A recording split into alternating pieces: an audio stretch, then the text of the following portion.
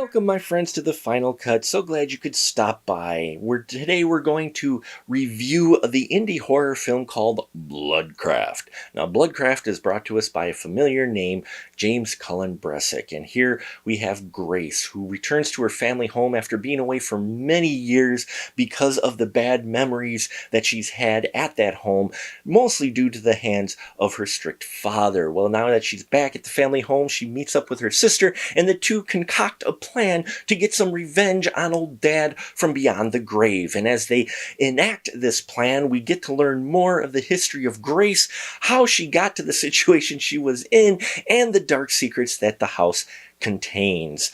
I enjoy James Cullen Bressack's style, especially in his building of atmosphere within his horror films. Here, from the minute Grace gets back into the family home, you know it's not right, and that's partly due to the fact of Madeline Wade's performance as Great. Now, we've seen her in Blood Ranch a while back, and here she was, as Grace, she was really fantastic as this woman who you knew didn't want to be there, and you felt for her, and the audience felt uncomfortable. Again, thanks to Bressack's style and being able to build that tension. Now, when her Winona Ryder for Beetlejuice sort of sister shows up, Serena, played fantastically by Augie Duke, then things really start to ramp up, and I really enjoyed the relationship between these two. It's kind of a yin and yang, very opposites of each other, yet these two had the common goal of getting revenge on Dad from beyond the grave, and I thought that was a great dynamic between these two, and the two actresses really have some great chemistry together. Now, the really creepiest character in here, Michael Welch, is Tyler Waters. Tyler Waters is a really creepy character,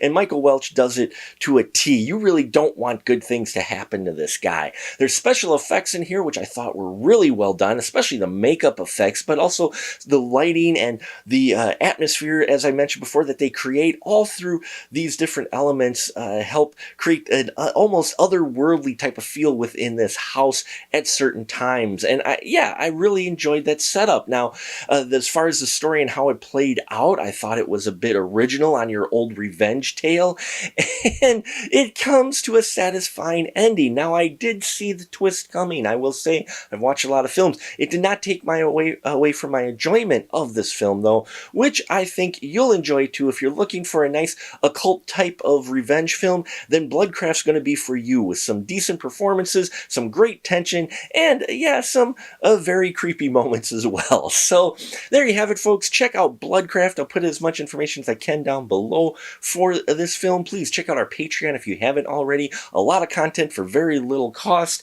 I thank you for your support, and until next time, remember, keep that ticket stub.